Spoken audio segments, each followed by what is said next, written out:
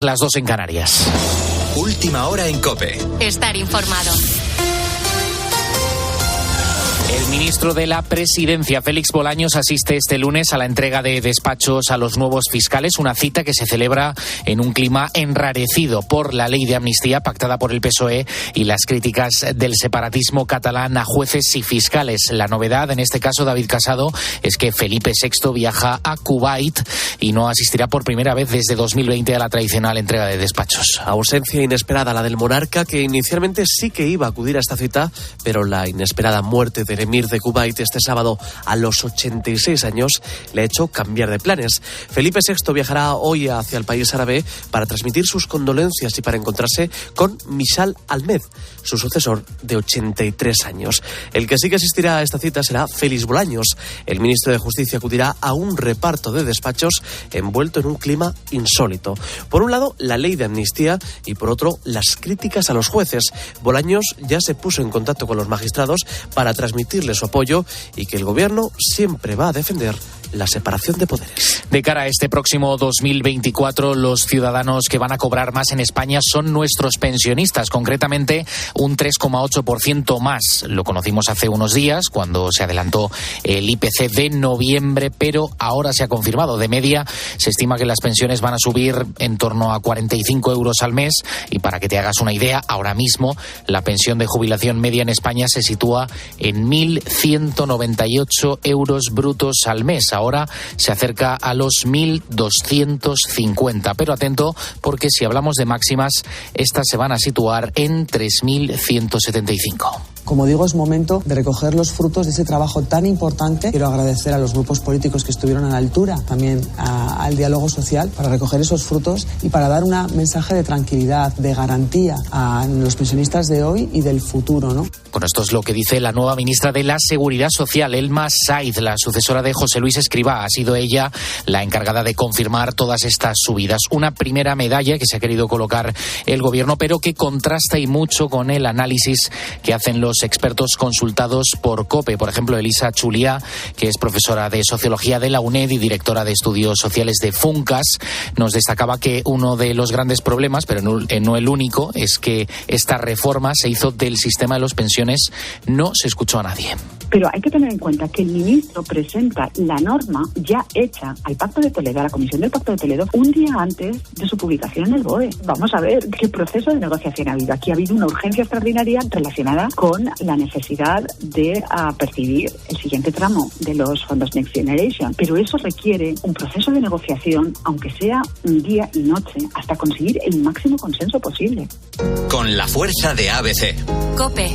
Estar informado. La inmersión lingüística a examen. Desde este lunes y hasta el miércoles, un grupo de europarlamentarios van a visitar Cataluña para comprobar si se margina el español en las aulas. Esta visita se va a llevar a cabo después de más de un año de su confirmación. Desde octubre de 2022 se sabía que el Comité de Peticiones del Parlamento Europeo vendría durante el segundo trimestre de este 2023, pero aún así no se sabía exactamente cuándo. Vamos a repasar todos los detalles con Ana Huertas. La misión de este comité es evaluar si se está cumpliendo la legislación y las sentencias judiciales que obligan a impartir al menos un 25% de clases en castellano en todo el sistema educativo. Precisamente, Ciudadanos había solicitado esta visita para denunciar que esto no se estaba cumpliendo en los colegios catalanes. De hecho, si nos fijamos en los datos, un estudio llevado a cabo por la Asamblea por una escuela bilingüe en Cataluña y que ha analizado el modelo lingüístico de más de 2.400 centros escolares, concluye que tan solo el 1,8% de estos centros, en concreto 44,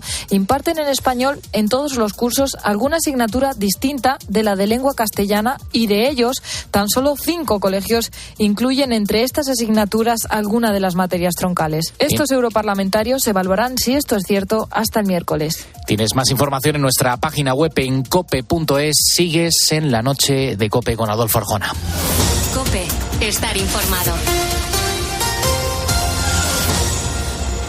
Escribe a Adolfo Arjona en Twitter, en @lanochedearjona. En nuestro muro de Facebook, La Noche de Arjona. O mándanos un mensaje de voz al 650-564-504.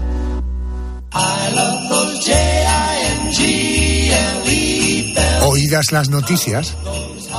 Claro, es que la fecha en la que estamos, 18 de diciembre, se remueven todos los contenidos, no en balde. Faltan solo unos días para la noche más especial del año. Así respira el ambiente navideño. Hay luces, hay guirnaldas adornando las calles y seguro que ya has colocado el árbol de Navidad y el Belén en casa. Bueno, en nuestro país celebramos la Nochebuena con nuestra familia y con los amigos. Es algo que se extiende prácticamente a todo el mundo, pero hay tradiciones muy diferentes según el país donde pasemos el 24 de diciembre. Venga, en la próxima hora vamos a recorrer el mundo con nuestros corresponsables para saber cómo celebran la Nochebuena en otros países.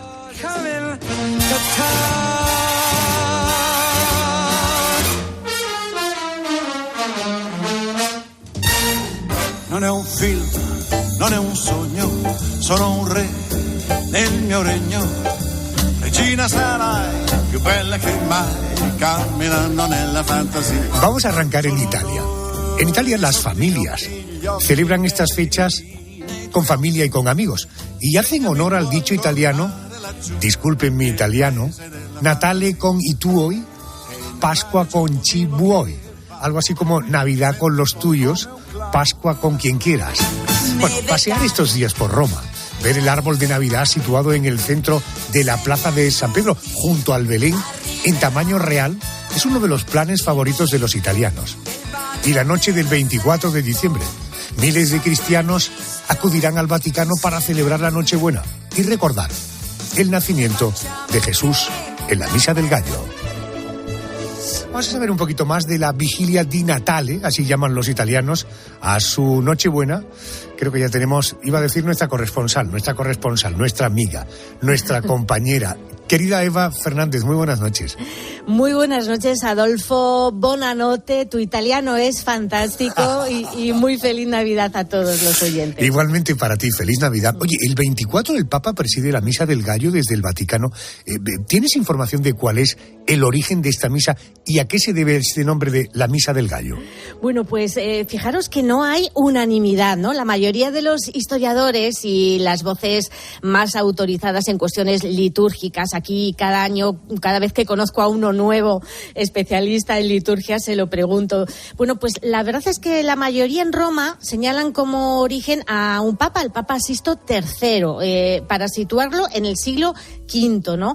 Que fue quien se le ocurrió la costumbre de celebrar en Navidad justo la vigilia nocturna a medianoche, previa al día 25 de diciembre. Y entonces, como era esa hora medianoche, era antes de que el Gallus Cantaverit, antes de que el gallo cantara, porque en aquella época hablaban en latín, ¿no? Entonces, según las antiguas tradiciones romanas, el nuevo día comenzaba en la medianoche con el canto del gallo. Entonces, ahí la teoría más vigente es esta, en la Misa del Gallo, porque era la misa antes de que el Gallus Cantaverit. Pero bueno, otra de las fuentes que bueno, tampoco va, es un poquito más poética, ¿no? Pero es la que la tradición italiana y en muchos países del mundo consideran como la que les gusta más. Es que, bueno, pues dicen que durante el nacimiento de Jesús en Belén había un gallo en el establo, que fue el primero en ser testigo de lo que había ocurrido, ¿no? Y se encargó de pregonarlo a los pastores, por lo que el nacimiento de Jesús fue anunciado ad cantus galli, ¿no? Es decir, al canto del gallo. El caso, Adolfo, es que se ha quedado definitivamente sellada esta misa con el nombre de Misa del Gallo, que este año el Papa va a celebrar un poquito antes de la medianoche, lo celebrará a las 7:30 de la tarde. Eva, ¿y cómo es una Misa del Gallo en el Vaticano? Supongo que debe tener algo de especial, más allá del hecho espiritual y en fin, eso forma parte de la intimidad de cada uno, pero supongo que no es una misa cualquiera, ¿no? Efectivamente, es una preciosidad y es un privilegio para quien quiera participar, y te animo a ti, Adolfo, y a todos los oyentes porque puede entrar todos los que quieran. Se celebra dentro de la basílica, no en el exterior, porque hace mucho frío, ¿no? Esos días en Roma ya conocéis que la humedad en Roma a partir de las 6 de la tarde es muy intensa, y más en diciembre. Y allí, bueno, pues podemos acudir todos los que se quieran, a medida que haya sitio. En cuanto deje de haber espacio, ya no puede entrar nadie más, ¿no? Los únicos con invitaciones VIP, digamos, de élite es el cuerpo diplomático, que está invitadísimo, y ahí les vemos con las galas totalmente, con sus trajes, digamos, honoríficos, y algunos afortunados también que pueden situarse en las primeras filas. Y eso sí, Adolfo, hay que contar con que la ceremonia es larga, por lo que la cena tendremos que dejarla preparada en casa si vamos antes a la Misa del Gallo en la Basílica de San Pedro. Es una liturgia larga porque se interpreta la misa gregoriana y podemos escuchar al coro de la Capilla Sistina, que es fantástico. Los oyentes de COPE, el concepto, el término Urbi et Orbi, en la Ciudad del Vaticano, eso tiene lugar el día 25, al día siguiente de la Nochebuena. ¿Qué significado tiene esta ceremonia? Bueno, pues la verdad es que es una bendición especialísima del Papa. Esas palabras en latín significan a la ciudad y al mundo, y es la fórmula habitual con la que en el Imperio Romano se iniciaban las proclamas de los emperadores, ¿no? Se imparte únicamente, Adolfo, en 2 fechas, el día de Navidad y el domingo de Pascua, ¿no? Y también, por supuesto, de forma excepcional, el día de la elección papal, al finalizar el cónclave, cuando conocemos al nuevo Papa que se presenta ante Roma y ante el mundo. Y es una bendición también muy especial porque va con regalo. Digamos que todos los oyentes, todos los que lo siguen por los medios de comunicación, por la cadena COPE, que lo retransmitiremos como cada año, reciben indulgencia plenaria, que bueno, pues es una gracia especial que, si se siguen las condiciones que marca la Iglesia de estar arrepentido, de recibir el sacramento de la confesión y también de comulgar, pues se nos perdonan todos los pecados hasta la fecha. O sea que es una bendición seguida por más de 150 cadenas de televisión de todo el mundo. Es la retransmisión más emitida desde San Pedro, y también, por supuesto, lo podrán seguir en COPE y en 13, nuestros oyentes. En términos políticos sería una especie de amnistía, pero en este caso con perdón. Tiene que haber un perdón manifestado claramente.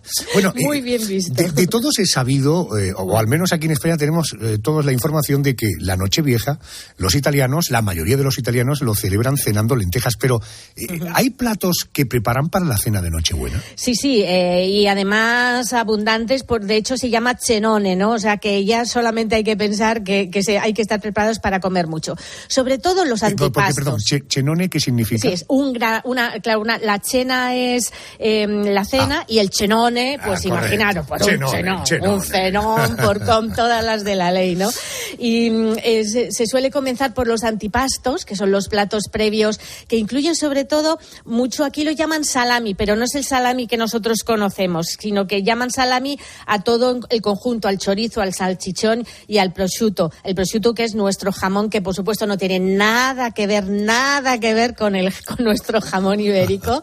Les gustan mucho las alcachofas, el queso italiano, y los siguientes platos incluyen siempre pasta o lasaña o raviolis. La pasta al forno es muy típica, que es la pasta al horno, ¿no? Y luego después, carne y pescado. Estoy ya se me hace la boca agua ya hablando del cenone, porque antes la tradición era que solo fuera pescado, pero ahora en todas las familias italianas se come carne o pescado, y las opciones, pues lo más normal es que también incluyan cordero, ternera asada, pollo relleno, y no falta, fíjate que es curioso, las salchichas. Las salchichas son unas salchichas italianas que se hacen sobre todo en la zona del Abruzzo, una región muy cercana a Roma, y son unas salchichas como muy muy muy gordas, más parecidas a las alemanas de la zona de Múnich. Entiendo. Oye, he leído en algún sitio que la víspera de la Navidad, ahora estamos en vísperas de Navidad, hay ciudades italianas que celebran la cena de los 7 peces. Cuéntame dónde se celebra y en qué consiste esta fiesta. Bueno, pues sobre todo se celebra, Adolfo, en las zonas del sur de Italia, y esos 7 peces representan, unos dicen que a cada uno de los 7 pecados capitales y otros a los 7 sacramentos, ¿no? Hay dudas también sobre el origen, pero lo increíble de esta cena, de esta forma de cenar, es que fíjate, se celebra hoy casi más en Estados Unidos que en Italia, debido a los inmigrantes que lo llevaron a Estados Unidos. Entonces allí es la zona de los 7 peces, es tradicional y consiste, pues como os podéis imaginar, en 7 platos de pescado, sobre todo el marisco, y como en Nápoles, que lo celebran así muchas veces, pues les gusta todo a la grande, lo normal es que no solo haya 7 platos de pescado, sino llegan hasta 13 platos. Qué barbaridad. Sí, ¿Y por qué 7 peces? Bueno, pues porque ellos, todo es muy simbólico. En Italia siempre es todo muy simbólico. Y entonces dicen que 7 por los 7 pecados capitales o por los 7 sacramentos. O sea, una alegoría religiosa y por eso pues han decidido que fueran 7 pescados distintos. Oye, Eva, ¿cuál es el secreto para que siga sonando como una chica recién salida de la universidad? Ay, Adolfo, me lo vas a decir tú. Yo creo que sobre todo es pasión por la radio, estar entusiasmada, porque estoy entusiasmada en Roma por cada día, por lo que vivo. Cada día se me sigue poniendo la piel de gallina cuando paso por delante de San Pedro y veo esa preciosidad. Y de verdad que pienso que nunca, esa piel de gallina, nunca deje de sucederme eso, porque ese día probablemente habré perdido la ilusión y la sigo teniendo, y más en Navidad y con esta música tan bonita que pones siempre en tu programa. Hace algunos años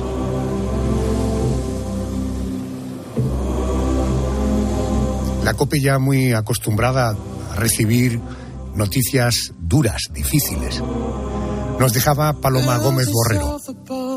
Fíjate, cuando Paloma deja de estar con nosotros, cuando vivimos el luto de Paloma, la siguiente pregunta que había que hacer es: ¿y quién puede sustituir a Paloma, no? No sé quién fue la persona talentosa que pensó que Eva podía ser un relevo perfecto. En ese momento, naturalmente, se pueden imaginar que la mayoría de nosotros no dábamos nada por nadie que conociéramos que pudiera estar a la altura de Paloma. Eva Fernández es la persona. No cabe la menor duda.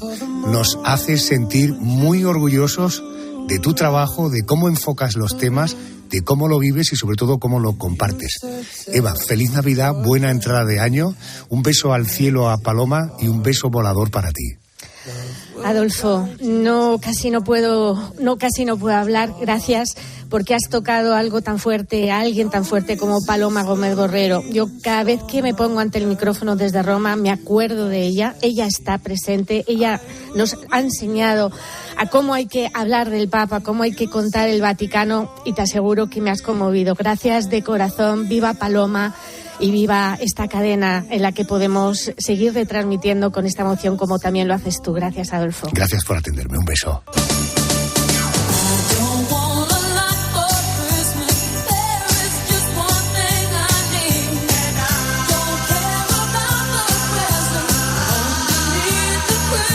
Empeñados en recorrer el mundo para saber cómo se viven estas fiestas. Dicen que ellos son los grandes expertos en celebrar fiestas por todo lo alto. El país se transforma cuando llega Halloween, se paraliza por Acción de Gracias y, por supuesto, se llena de luces y de música cuando llega la Navidad.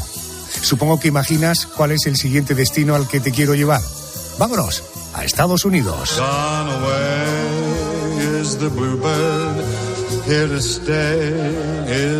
Periodista de referencia en nuestro país, allá en Estados Unidos, es el corresponsal de COPE, es Juan Fierro. Querido Juan, ¿cómo se vive la Nochebuena en Estados Unidos? Buenas noches. Buenas noches, Adolfo. En Estados Unidos las celebraciones de la Navidad se centran fundamentalmente en el día 25. No hay una tradición de celebrar la Nochebuena. Reunión familiar, eso sí, el día de Navidad, donde gastronómicamente el pavo, como en el Día de Acción de Gracias, vuelve a ser protagonista. Al pavo tenemos que unirle las galletas de jengibre, como se conocen aquí, las Christmas cookies, y también el ponche de huevo, el eggnog con algún licor, peligroso cuando hay más licor que huevo. Según las encuestas, 9 de cada 10 estadounidenses celebran la Navidad pese a la gran diversidad cultural de este país. Aquí el árbol de Navidad es el rey y las decoraciones navideñas van mucho más allá de las calles comerciales de las ciudades grandes o pequeñas. Llenar las fachadas o los jardines de las casas particulares con cientos de luces es otra de las tradiciones, o también podríamos decir de las competiciones navideñas de este país. Podríamos añadir que en cada casa americana vive un alcalde como el de Vigo por esa pasión a veces exagerada por las luces navideñas. Desde Washington, feliz Navidad para todos. Gracias, Juan. Feliz Navidad y buena entrada de año. Vamos a poner rumbo ahora al lugar donde empezó todo, a la cuna del cristianismo. Un lugar históricamente marcado, sin duda, por el conflicto avivado en este 2023. Vámonos a Tierra Santa, vámonos a Israel.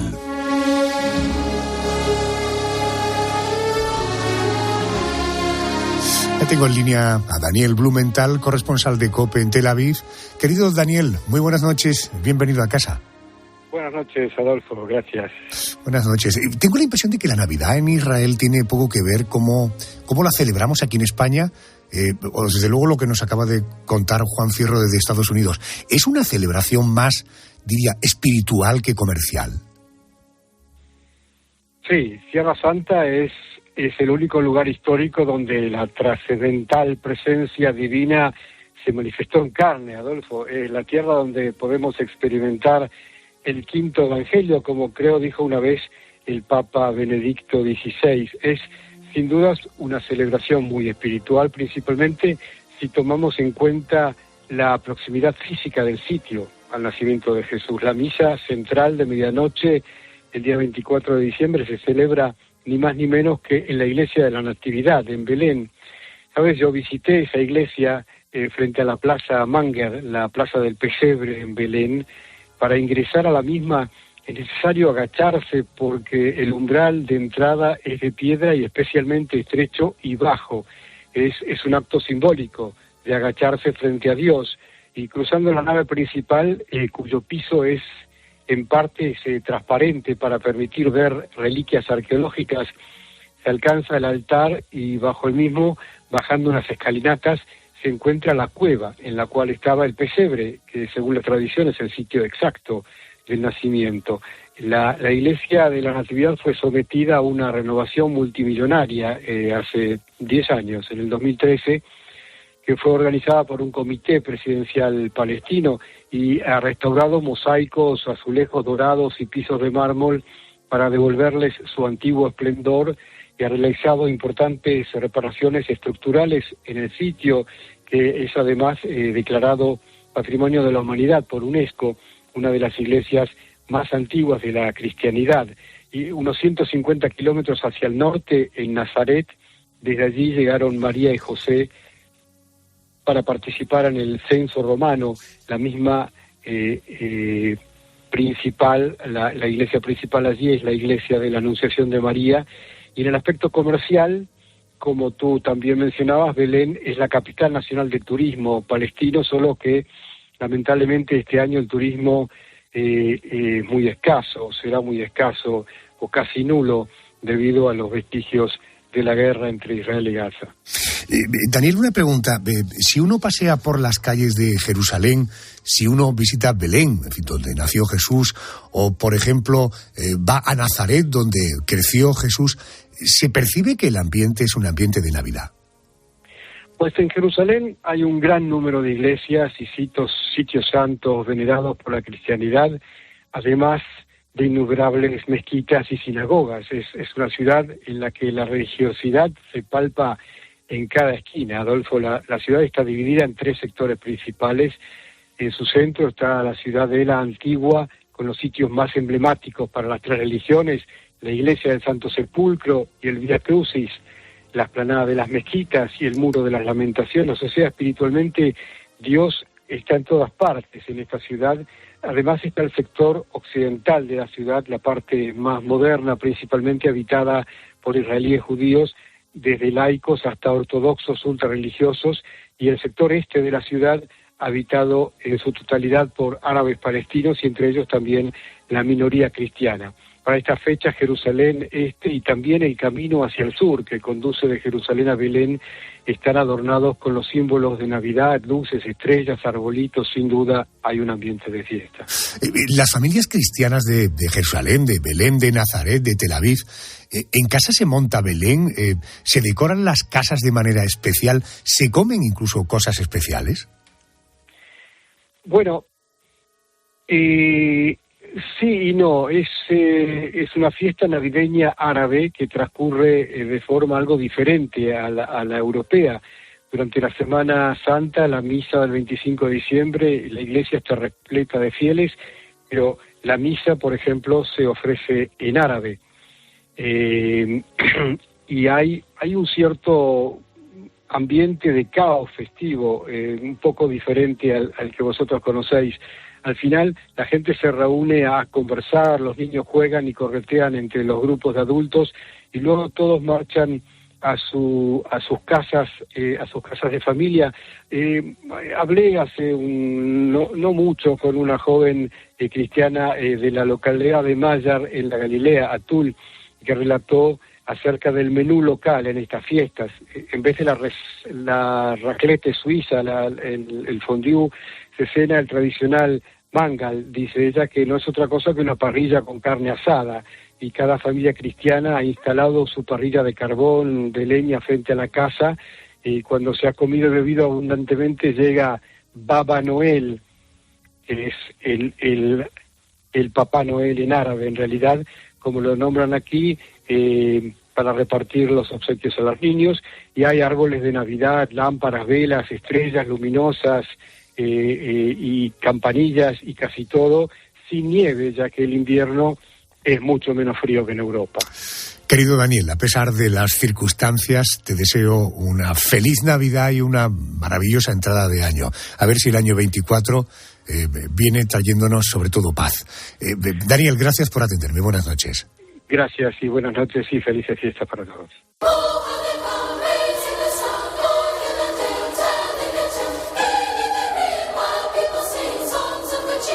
Seguimos viajando.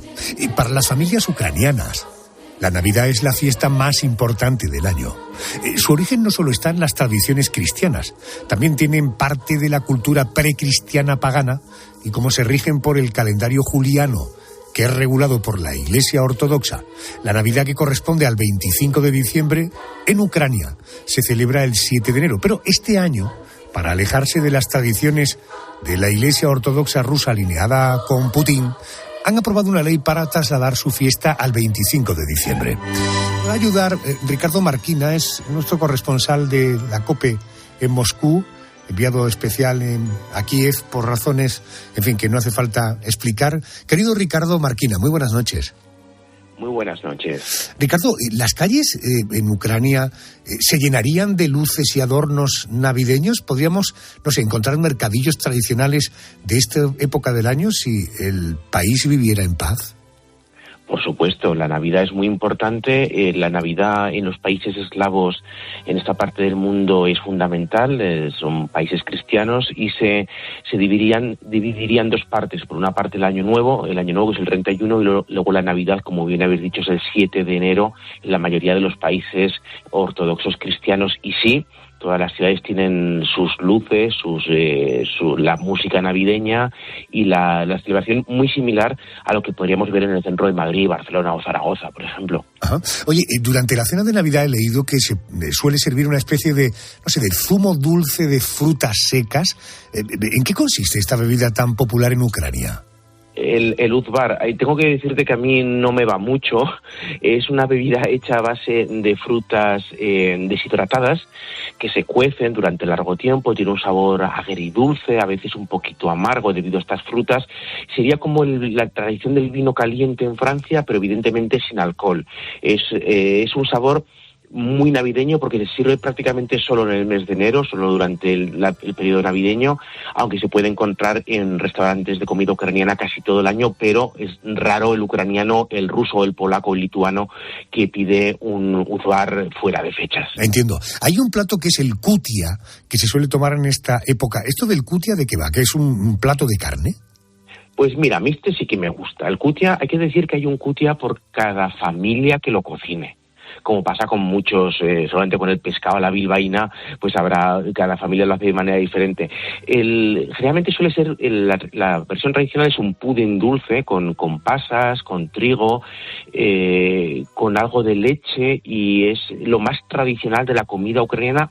Y tengo que insistir aquí que no solo ucraniana, podemos encontrar la kutia en Rumanía, en Moldavia, en Bulgaria, también en el suroeste de Rusia. Es algo muy, muy tradicional y, otra vez, solo de fechas navideñas. Entiendo. Cuéntame, porque me dicen que ¿existe la figura de Papá Noel que trae regalos la noche del 24? Así es, aquí en la tradición ortodoxa sería en Nochevieja. Es muy curioso porque no es ni siquiera la Navidad, no es el 7 de enero la Navidad ortodoxa rusa, sino el 31, del 31 al 1, Diez Maros, el abuelo se llamaría, la traducción sería así, abuelo del frío, el abuelo que viene del frío, viene acompañado de Snegurishka, que es su nieta, y ellos reparten los regalos a los niños que han escrito previamente las cartas, en vez de a los Reyes Magos, pues a este Diez Maros, que es la figura, digamos así, de Papá Noel. Entiendo. Hoy estamos en las vísperas de la Navidad. Estamos hablando en este domingo madrugada del domingo al lunes, ya 18 de diciembre. No te voy a preguntar cómo va a ser la Navidad, porque, en fin, no vivimos de anticipar lo que va a ocurrir, pero como ya hay experiencia de años anteriores, la Navidad con la guerra se ha convertido en un tiempo especialmente triste en Ucrania. Sí, hay que entender que muchas familias han perdido familiares, han perdido amigos y han perdido propiedades. Hay muchas familias que no tienen el humor, digamos, de celebrar la Navidad como lo hubieran celebrado hace 2 años, ¿no? Pero como si nos referimos a una familia puramente cristiana, una familia que celebra la Navidad a nivel espiritual, no solo materialista, pues eso siempre se celebra de una manera o de otra. Encuentran la manera de llenar ese hueco que quedaría si no vacío, si no se celebrara la Navidad. Pero sí, es una Navidad triste, y hay que decirlo que en casa de muchas casas rusas de buena gente, de gente que sufre por esta guerra, también son Navidades duras, eso también hay que decirlo. Ricardo, estás haciendo un trabajo increíble, eres ejemplo para todos nosotros, pues por tanto, ya que tengo la suerte de poderte saludar, aunque sea telefónicamente, te quiero desear una feliz Navidad, una buena entrada de año, y ojalá que pronto empieces a contarnos buenas noticias. Muchas gracias y feliz Navidad a todos. It's beginning to look a lot like Christmas everywhere you go. ¿Y Marruecos? ¿Se celebra la Navidad en Marruecos? Vamos a conocer un poquito de detalles de lo que ocurre por allí. La corresponsal de COPE en Rabat es querida Beatriz Mesa. Muy buenas noches. Querido Arjona, buenas noches. Oye, ¿en Marruecos la Nochebuena y la Navidad se limitan a celebraciones privadas? Bueno, yo creo que ya esto está cambiando, porque la Navidad, que aquí se percibe desde un punto de vista más cultural, se está celebrando en hoteles, en lugares que ya son semipúblicos, porque aquí, ¿sabes qué ocurre? Que queremos mucho a Santa Claus, queremos mucho a Papá Noel, y a Papá Noel lo tenemos en todos los hogares de este país, de musulmanes y de cristianos, con lo cual al final estas fiestas universales, más allá de la confesión religiosa, terminan celebrándose, terminan adoptándose. Además es que a los marroquíes, Arjona, les encanta celebrarlo todo, ¿eh? Entonces, bueno, pues ya cada vez es menos privado y cada vez se hace más público. Y además, no podéis perder de vista que tenemos comunidades cristianas más importantes ahora en Marruecos, fruto de la circulación de las migraciones, porque hay muchos africanos cristianos que ya viven en Marruecos como país de acogida, no solamente de tránsito. Y eso significa que nuestras iglesias en las principales ciudades del país, como puede ser en Rabat o Tánger, lo celebran por todo lo alto, para los cristianos, pero también para aquellos musulmanes que igualmente, por solidaridad y por interés, forman parte de esta fiesta navideña. Oye, en una casa de un hogar cristiano de Marruecos en Nochebuena, ¿sería un menú parecido al que tenemos aquí en España o es muy diferente? No, porque al final extrapolamos, ¿no? Deslocalizamos nuestro menú para las familias cristianas, aunque, bueno, con esto, ¿qué coméis, Arjona? Pavo vosotros, ¿no? Y pollo, depende. Y cordero, y besugo. Eso te iba a decir, y es que aquí, si hay un animal barato comparado con el cordero en España, es el cordero marroquí, con lo cual lo que hacemos es sustituir el pavo por el cordero, que es el centro del tajín. en una fiesta navideña. Pero para aquellos que quieren seguir manteniendo el pavo, también tenemos pavo. Y aquellos que quieran jaluf, que significa en árabe el cerdo, también pueden comer cerdo, porque ya hay tiendas y restaurantes que ofrecen cerdo a los musulmanes que no practican o a los cristianos que quieren comer cerdo en la noche de Navidad. Es decir, que es que al final es un país que te abre las puertas en todos los sentidos, y aquellos que quieran celebrarla como en Europa, como en España, lo pueden hacer, y aquellos que tengan otras restricciones también lo pueden hacer.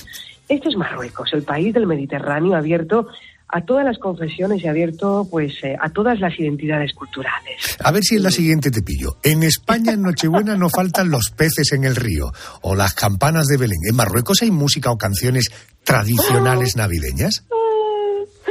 Bueno, esto depende del cristiano que sea un amante de la música. Yo, como buena andaluza, a mí no me puede faltar una Navidad sin los peces en el río, por Dios, ¿qué hago yo sin eso? Entonces, después, bueno, los amigos marroquíes se incorporan a la fiesta, y los amigos marroquíes, si tienen que sacar la pandereta, la sacan.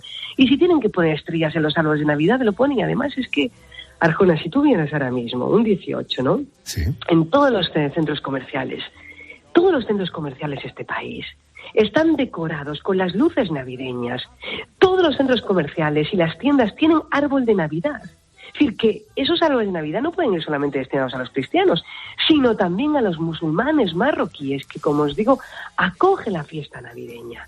Se vende muchísimo en Navidad, más que nunca. Oye, una cosa, ¿te quedas en Marruecos en Navidad o te vienes a casa? Sí, este es el segundo año que lo celebro enteramente en Marruecos. Y es porque al final lo que ocurre con tantos años, que iban a ser 18, al final tu familia termina por viniendo aquí. Porque Marruecos no solamente produce también fiesta navideña, sino que acoge a todos esos navideños y navideñas españolas que quieren cambiar de contexto histórico. Y es especial este país porque aquí tenemos los camellos reales de los Reyes Magos.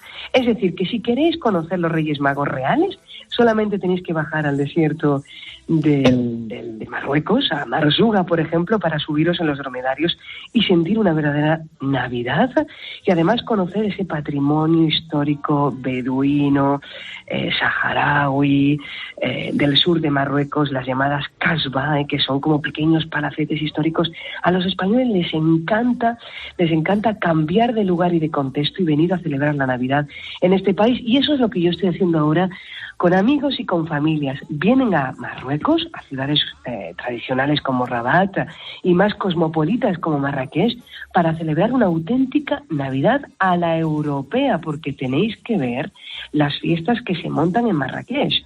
Y además que son caras, que esto no es nada barato. Esto está destinado mucho más a las élites o a los turistas internacionales, que no solamente en una Nochebuena, sino en una Nochevieja, que celebran por todo lo alto y con menús al occidental su fin de año. Es espectacular, con cabaret incluido, atención, como decimos aquí.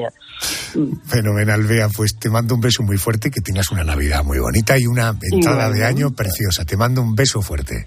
Saludos a todos y a todas, señores. Besos. Una canción de la Navidad, desde la alta montaña viene el pastor, quiere regalar al niño Jesús corona de luz hecha de Amancar. Rodeados de familiares y con platos típicos sobre la mesa, el asado, el cordero, las ensaladas y como postre el pan dulce, el clásico pan dulce. Así viven los argentinos la Nochebuena. Pero seguro que hay más detalles. Va a ayudar a conocer esos detalles. Ernesto Coco es nuestro corresponsal desde Buenos Aires. Ernesto, muy buenas noches, feliz Navidad. Hola Adolfo, qué gusto, feliz Navidad. Oye, para empezar, ¿con qué temperatura media se recibe en Argentina las Navidades? Porque supongo que eso condiciona las fechas de alguna manera. Yo siempre, cuando aquí empezamos a arrancar el otoño, pienso en ti y digo, Ernesto tiene que estar empezando la primavera, qué envidia. O cuando aquí vamos a entrar en el invierno, digo, caramba, que Coco va a tener ya el verano encima de él. ¿Eso condiciona vuestra manera de celebrar la Navidad? Claro, imagínate que mientras tú te pones una cazadora, yo me la voy quitando y me pongo una remera o una camiseta, pero durante el día se suelen superar a veces y por mucho los 30 grados de temperatura, Y si hay un poco de suerte, el aire se le ocurre darse una vuelta, la noche puede llegar a ser un poco agradable, pero todo se hace al aire libre y, si es posible, cerca de una piscina, claro, que esto es en el centro del país, donde también está la provincia de Buenos Aires, pero en el norte de Argentina las temperaturas suelen superar los 50 grados. Wow. Y en el sur patagónico hay que abrigarse, y mucho en algunos sitios. Esto, Adolfo, es lo que tiene un país de contrastes, de casi 3 millones de kilómetros cuadrados. A eso me voy a referir a continuación, pero ¿las calles se decoran? Es decir, vosotros en casa además montáis un portal de Belén con la gente muy abrigada y como simulando la nieve. Pues hay que separarlo, porque en las calles, plazas y sitios emblemáticos de cada ciudad las tradiciones se han ido adaptando a los, te diría, precarios presupuestos debido a la crisis económica, y cada ciudad tiene una decoración acorde a esos presupuestos que cada año han ido mermando. Pero el árbol de Navidad en sus distintas versiones de decorado es infaltable a lo largo y a lo ancho del país, y que esto quede absolutamente claro. En cambio, en las casas la tradición consiste en decorar un pino, ya sea natural, de plástico o de material sintético, con varios adornos y luces junto a un pesebre, para luego ubicarlos en el salón o en el lugar donde sea la reunión de la familia. Y al pie de ese árbol de Navidad, y luego del brindis de las 12 de la noche, Papá Noel deja regalos para todos. Desde los más peques hasta los abuelos reciben su regalo de Papá Noel en la noche de la familia y los regalos. Y por afuera siempre la nieve, que aquí no existe, y en Buenos Aires casi ni en invierno. Te diría que lo hacen con adornos blancos, con algodón o algún artilugio que pueda disimular, sobre todo que sea blanco. Ernesto, hablaba yo de cordero, de ensaladas, pero hablaba de asado y del clásico pan dulce. Cuando hablamos de asado, ¿exactamente a qué nos referimos? ¿Y esto del pan dulce qué es? Mira, Adolfo, mencionás el asado, que es de carne de vaca, de cerdo, de cordero, pero eso sí, siempre a la parrilla o a la barbacoa, como llamáis en España. Pero bueno, antes de meternos en eso que es tan clásico, el cerdo a la parrilla, el costillar o el cordero, no nos podemos olvidar, y antes de meternos en el pan dulce, no nos podemos olvidar de algo que es infaltable en cada mesa argentina en la noche navideña, y es el vitel toné, que consiste en lo que aquí llaman el pelleto, y en España es el redondo de ternera, cortado en fetas, embebido en una salsa de anchoas, atún y mayonesa, aunque en ocasiones se suele agregarse alcaparras a esa receta. Pero si te parece, le entramos, como dicen por aquí, al pan dulce. Vamos a ello.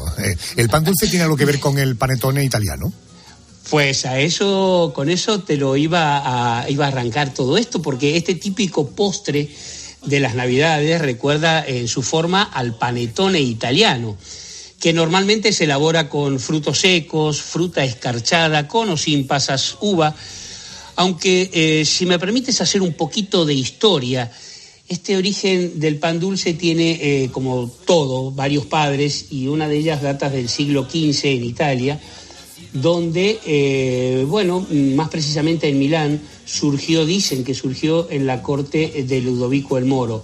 Pero me quedo con la historia o leyenda urbana, si te parece, que cuenta que allá por el año 1490, Ughetto Atelani de Futi, para demostrar amor por la hija de un maestro pastelero en Milán, se hizo pasar por un aprendiz e inventó un pan con forma de cúpula, dicen que para emular lo que podría llegar a ser la cúpula de la iglesia de San Pedro, bastante azucarado, con aroma a naranja, limón y una base de frutas confitadas. Mira, Adolfo, leyenda o no, esta es la que más me gusta. Correcto. Como suele decirse en Italia, en la lengua del Dante, si no nevero, e ben trovato, que la traducción sería algo así. Si no es cierto, está bien inventado. Correcto. Bueno, Ernesto Coco, ya te he dicho, es el corresponsal de COPE en Buenos Aires, por tanto en Argentina.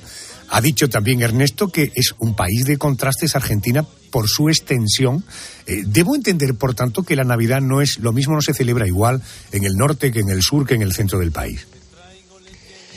Y no precisamente, porque tengamos en cuenta, como para ubicar geográficamente a la gente, que en la provincia de Buenos Aires, y lo que sería desde el Obelisco, que lo podíamos tomar como el punto de referencia, el punto cero, y 60 kilómetros alrededor, que sería el Gran Buenos Aires, ahí habita el 40% de todo el país, de los 40 millones de habitantes. Pero por lo general, las tradiciones suelen ser bastante similares, sobre todo en lo que a gastronomía se refiere, teniendo, por supuesto, como base la carne, a pesar de la tremenda crisis económica y el repunte en los precios que ha dado la carne. Pero el asado argentino, en sus distintas variantes de carnes, no puede faltar en la noche navideña. Tampoco los arrollados salados, empanadillas y, claro, lo que te decía antes del vitel toné.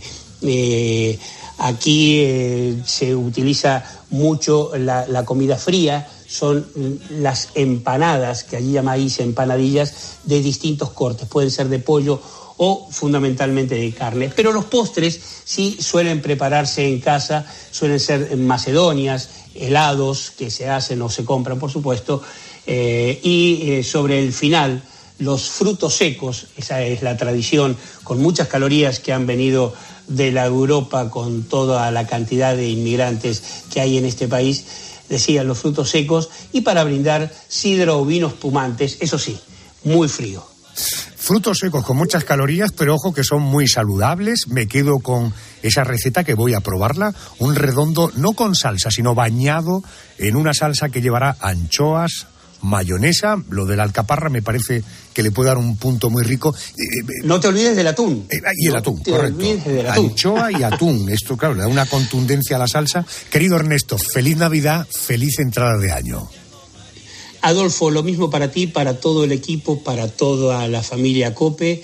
Y desde aquí estaremos brindando, pero vosotros, como siempre, entráis a la Navidad antes que nosotros. Hay 5 horas de diferencia. Cuando vosotros estéis brindando, nosotros nos estaremos duchando y poniéndonos realmente guapos para pasar esa Nochebuena. A Coco no le hace falta decorarse mucho, ya es guapo, viene de fábrica lo suyo. Ernesto, gracias, un abrazo. Un abrazo, Adolfo, gracias a ti.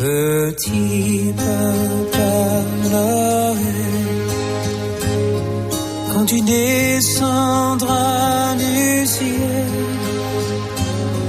avec tes jouets par milliers, n'oublie pas mon petit soulier. La Navidad es una de las fechas más esperadas por los franceses. Está considerada como una de las fiestas más importantes del país. Es momento de reunirse con la familia, de hacer regalos y de compartir comidas especiales. Vamos a conocer un poquito más cómo se celebra la Navidad en Francia. Me apoyo en Asunción Serena, es corresponsal de COPE en Francia, en París. Querida Asunción, muy buenas noches. Hola, ¿qué tal, Adolfo? Muy buenas noches. Buenas noches. Bueno, con una tradición gastronómica tan variada, en Navidad las reuniones alrededor de una mesa tiene que ser un espectáculo, porque he leído que la cena del 24 de diciembre fue reconocida por la UNESCO como Patrimonio Mundial Inmaterial de la Humanidad. ¿Qué tipo de platos se suelen poner en estas cenas? Pues mira, la verdad es que es variado, depende también un poco de las costumbres que tenga cada familia y también un poco de las regiones. Pero mira, hay un plato, por ejemplo, que yo no lo había tomado nunca cuando estaba en España, que es el boudin blanc, que es, pues, está preparado, es cerdo cocido a base de carne picada y luego también con miga de pan y grasa. Es una cosa que, así dicho así, parece un poco como que no muy apetecible, pero están poco fuerte, buenísimas. Sí. Están buenísimas. Y se sirven con, pues, o bien con manzanas asadas o con un puré de patatas. Y luego está, por supuesto, el típico pavo relleno, acompañado con castañas y champiñones. Y también hay quienes apuestan más por pescado, y entonces suele ser el tema de las vieiras, el que aquí se llaman coquilles de Saint-Jacques. ¿Y qué más? Bueno, y por supuesto, que se me olvidaba, el foie gras. Eso, por supuesto, también en la mayoría de las casas es algo súper típico. ¿Quesos y postres especiales? Eso, por supuesto. Si tú quieres servir una buena cena, tienes que servir un plato, como dicen aquí, una bandeja de lujo de quesos. Y entonces tienes que poner de 3 clases. Siempre uno de pasta dura, como el gruyère o el emmental o el cantal, otro de pasta blanda, como el camembert o el mouster, y otro de pasta azul como el Roquefort o el Auvergne. Y por supuesto con leche nada de pasteurizada, sino cruda, o sea que lo que tiene que ser una cosa del día casi anterior fabricado, ¿no? Exagero un poco, pero es así. Son muy conocidos los mercados, los mercadillos navideños, muy tradicional en Francia. ¿Cuáles son los más populares? No sé, ¿qué tipo de productos se encuentran en estos mercadillos? Pues mira, la verdad es que se ha extendido muchísimo. Ahora en París, por ejemplo, hay en un montón de sitios un poco comerciales, la verdad, porque encuentras casi siempre lo mismo. Pero, sin embargo, si quieres ver un bonito mercado navideño, entonces tienes que irte a Estrasburgo, que es el máximo, el gran mercadillo de Navidad que se fundó, fíjate, en 1570. Bueno, es que el propio Estrasburgo ya es un panorama de Navidad, ¿verdad? Exactamente, es una maravilla. Pero además está, pues eso, en el casco antiguo, al lado de la catedral, allí 300 chalés de madera, todos con unas decoraciones magníficas. Entonces la gente van a ir en familia o en pareja.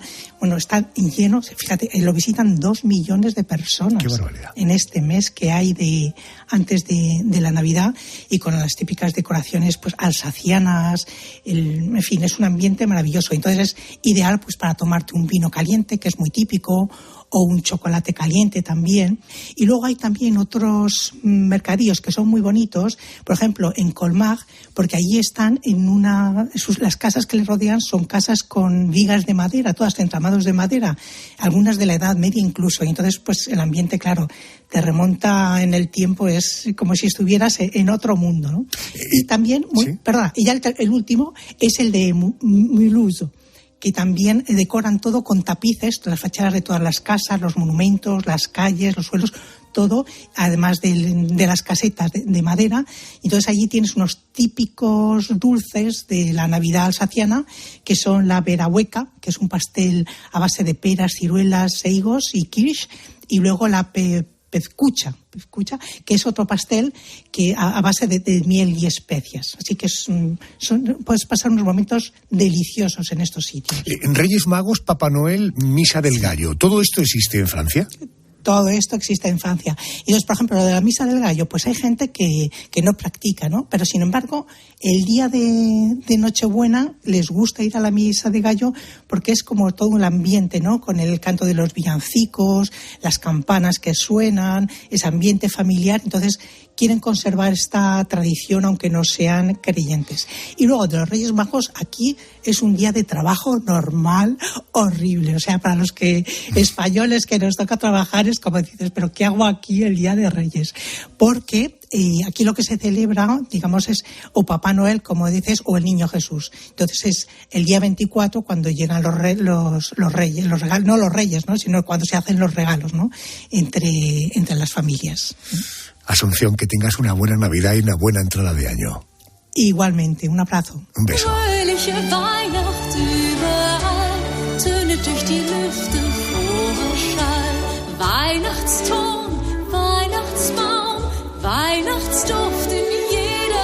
Bueno, en nuestro siguiente destino viven la Navidad desde finales del mes de noviembre, con atracciones de feria, con pistas de hielo, no sé, con decenas de puestos navideños. Es una de las señas de identidad en estas fechas, a lo que se suma el frío y los conciertos navideños. Vamos a situarnos en el corazón de Europa, en la ciudad de Berlín, y allí nuestra corresponsal es Rosalía Sánchez. Muy buenas noches.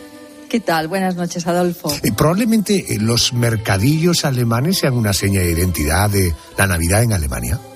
Imprescindibles, no solo seña de identidad, sino que dan la forma a la Navidad. Es lo que más vivimos y más disfrutamos en estas fechas y durante todo el Adviento.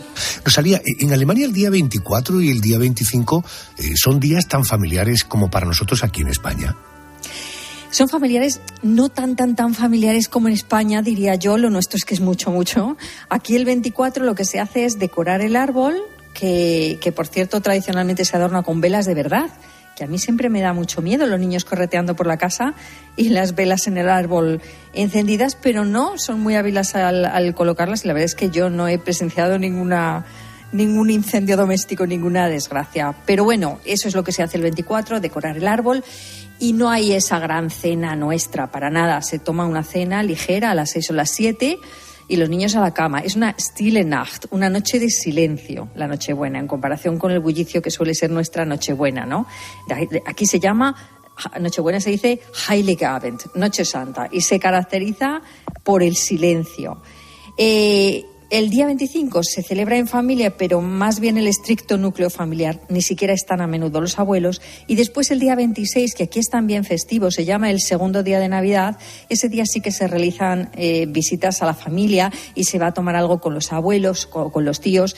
Pero es más bien una visita, de nuevo no es siempre una gran comida como las nuestras, y ese día también, igual que el 25, se va a conciertos. Los días 25 y 26 se escucha música, se llevan los niños al ballet o se hace música en casa. Los propios miembros de la familia, pues se celebra música con los niños. Aunque sean comidas más ligeras, ¿hay algún plato típico de estas fechas? Sí, bueno, claro, hay el ganso asado con col roja, por ejemplo, o la carpa, son platos típicos de Nochebuena y de Navidad. Y luego, pues toda una serie de goloserías y de dulces, que ahí sí que el catálogo es amplísimo. Los Lebkuchen, los Stollen, las Speculatius, que son unas galletas de jengibre.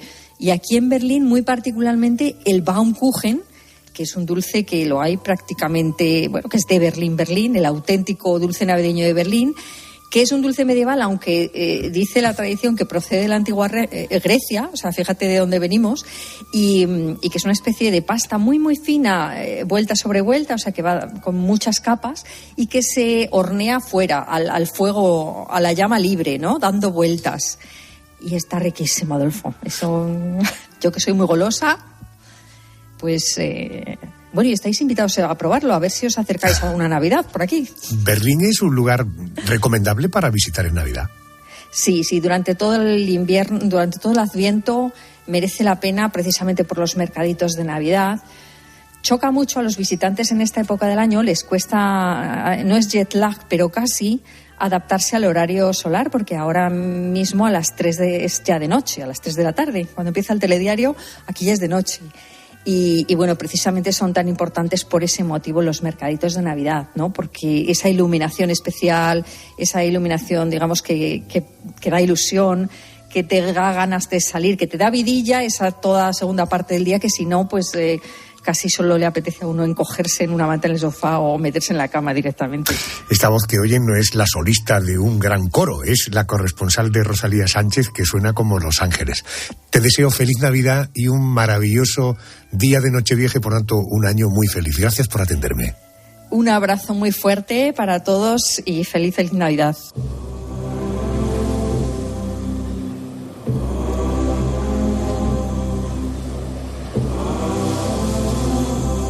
Como siempre, la radio utilizando la imaginación. Esta noche hemos recorrido miles de kilómetros, ¿eh? Que tengas una feliz Navidad, una Nochebuena estupenda, un día de Navidad maravilloso. También que despidas el año con toda la potencia que puedas y con esa misma potencia recibe el 2024, donde alguna que otra turbulencia viviremos casi con toda seguridad.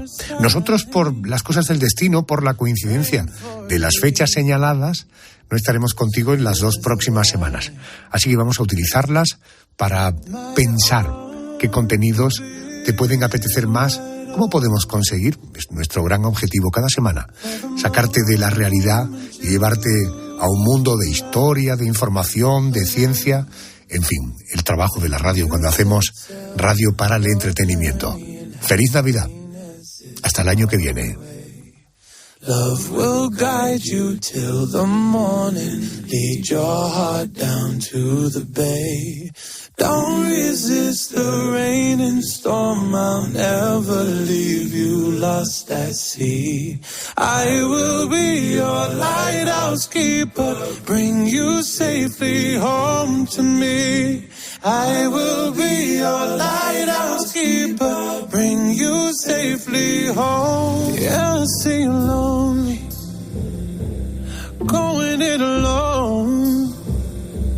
Fire up the engine, stoke the coal. Floating on a feeling, fighting with the tide.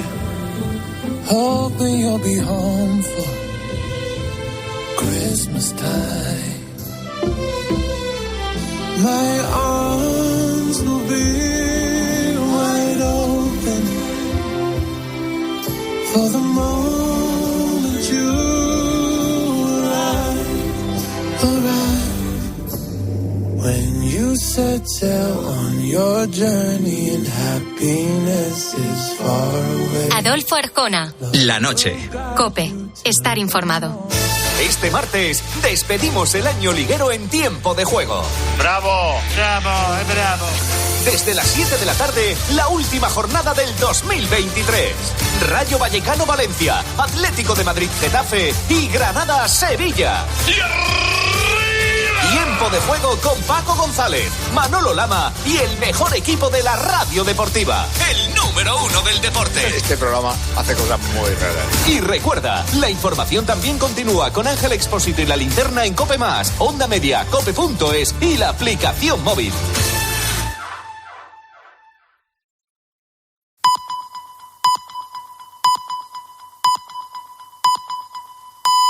Alcanzamos las 4 de la madrugada.